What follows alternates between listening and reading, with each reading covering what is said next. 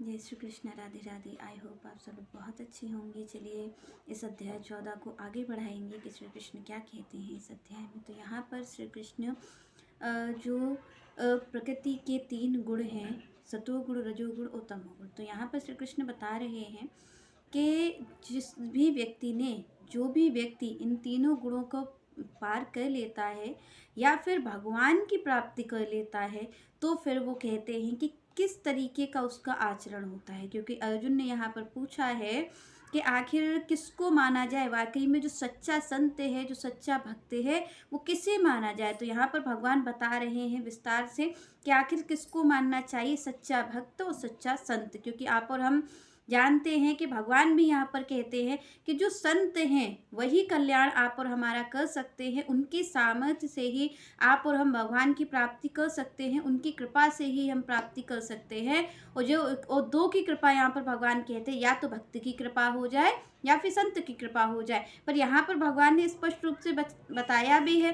क्योंकि यहाँ पर आप और हम देखें कि यहाँ पर हमें अनेकों अनेकों संत दिख रहे हैं, अनेकों अनेकों यानी सभी भक्त ही दिख रहे हैं। संसार में सभी भक्त हैं। क्योंकि यहाँ पर भगवान कहते हैं भाई मंदिर में पूजा करने वाला भी भक्त है, और जो माला लेकर के जाप कर रहा है वो भी भक्त है, मेरा सेवक भी भक्त है। तो यहाँ पर भगवान तो सभी को भक्त मानते हैं। जो मंदिर किसी भी भाव से उनसे मांगने के लिए भी जा रहा है, क्योंकि यहाँ पर भगवान कहते हैं भाई आर्त जो है वो भी मेरा भक्त है। संसार से पीड़ित होकर, संसार के दुखों से परेशान होकर के जो उनके शरण में जा रहा है वो भी भक्त है। और यहाँ पर भगवान कहते हैं जो ज्ञानी है वो भी भक्त है। तो यहाँ पर भगवान 4 भक्तों का वर्णन करते हैं। तो भक्त तो सभी हैं और संत भी। क्योंकि यहाँ पर आप और हम वेशभूषा धारण किए हुए देखते हैं कि बहुत चंदन लगा हुआ है मस्तक पर, और वेशभूषा धारण की हुई है, गेरुए वस्त्र पहने हुए हैं, तो ये संत हैं। पर यहाँ पर भगवान ने कहा सच्चे संत, क्योंकि संत तो सभी हैं। वेशभूषा धारण कर लेना तो आसान है, सभी धारण कर लेते हैं। पर यहाँ पर भगवान ने कहा कि भाई यहाँ पर आचरणों को देखना, आचरण जो है वो संत जैसे है या नहीं। क्योंकि वेशभूषा धारण करने से कोई संत नहीं हो जाता। संत कब कोई होता है, तो भगवान कहते हैं जब ऐसे आचरण उसके अंदर होते हैं तब कोई व्यक्ति संत होता है। और कोई भी भगवान की सेवा केवल कर लेने से, मंदिर में जा लेने से भक्त नहीं होता। जब भक्त जैसे आचरण उसमें होते हैं तब वो भक्त माना जाता है। तो यहाँ पर भगवान उन्हीं लक्षणों की बात कर रहे हैं, उन्हीं आचरण की बात करें कि आखिर जो सच्चे संत हैं, जो सच्चे भक्त हैं, उनमें किस तरीके के आचरण होते हो, क्या लक्षण उनमें होते हैं। तो यहाँ पर भगवान कहते हैं सबसे पहले सम दुख सुख स्वस्थ सम लोष्टा अस्मा कांचना तुल्य प्रिय अप्रिय धीर तुल्य निंदा आत्मस्तुति मान अपमान्यो तुल्य तुल्य मित्र अरिपक्षयो सर्व आरंभ परित्यागी गुण अतीतः स उच्यते।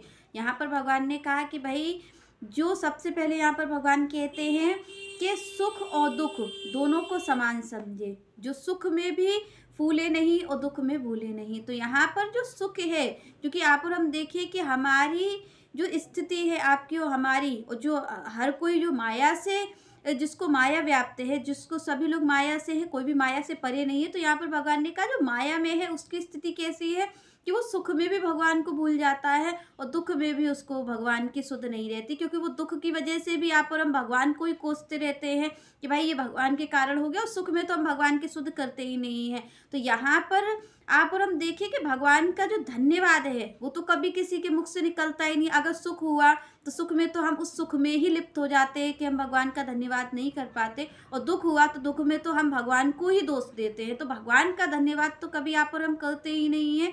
तो यहाँ पर भगवान ने कहा कि भाई जो इस सुख से और दुख से दोनों से परे है, उसे ना तो सुख में कोई आसक्ति है कि मुझे ये सुख प्राप्त हो जाए, और ना दुख का भय है। क्योंकि आप और हमारी स्थिति कैसी है कि यहाँ पर हमारी स्थिति ऐसी है कि भाई सुख आ गया तो हम बहुत खुश हैं, और सबका ही कहते हैं कि भाई आपके कारण हो गया ऐसा अच्छा काम। तो सुख में तो आप और हम खुश हो जाते हैं, पर जैसे ही सुख आता है उसके साथ साथ उसके जो खोने का भय है, जो दुख का भय है, क्योंकि आपको और हमें पता है कि सुख आया है तो दुख भी आएगा, और जब दुख आ जाता है तो आप और हम सिर पीटने लग जाते हैं, ऐसी स्थिति होती है। पर भगवान कहते हैं मेरे भक्त की, तो सच्चे संत की स्थिति कैसी होती है कि चाहे उस पे दुख का पहाड़ टूट पड़े तो भी वो भगवान का भजन नहीं छोड़ता है, और चाहे उस पे सुख की वर्षा हो जाए तो भी वो भगवान का भजन नहीं छोड़ता है। क्योंकि आप और हम तो सुख और दुख दोनों में ही भगवान को भूल जाते हैं।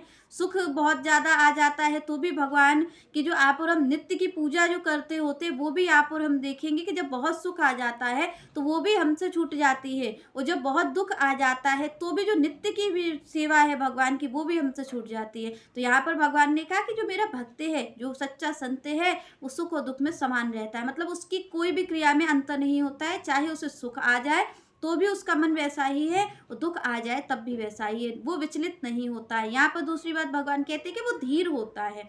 कभी भी ऐसा नहीं है कि आप और हमारी तरीके परेशान हो जाए। धीर मीन्स उसमें धीरज होता है, भगवान कहते हैं धीरज। और यहाँ पर भक्त की तो विशेषता ही यही है कि वो संतोष रखता है, वो धीरज रखता है। तो यहाँ पर कहा भी जाता है कि धीरे धीरे रे मना, धीरे ही सब कुछ होए, माली सींचे सौ गड़ा ऋतु आए फल होए। तो यहाँ पर जो धीरज है वो तो भक्ति का प्राण है, क्योंकि यहाँ पर जो धीरज रख सकता है वही भगवान की प्राप्ति कर सकता है, वही इस मार्ग में चल सकता है।